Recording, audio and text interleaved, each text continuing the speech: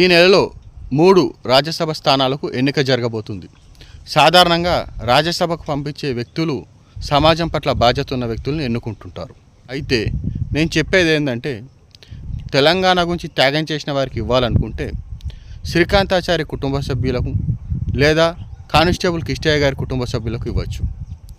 సంస్కృతి సాంప్రదాయం పట్ల అవగాహన ఉన్న వ్యక్తులకు ఇవ్వాలనుకుంటే చాగంటి కోటేశ్వరరావు గారికి లేదా గరికపాటి మాధవరావు గారికి కూడా ఇవ్వచ్చు.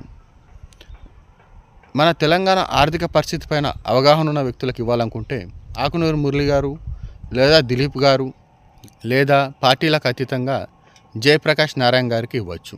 ఈ 7గురే కాక సమాజంలో ఇంకా చాలామంది ఉన్నారు.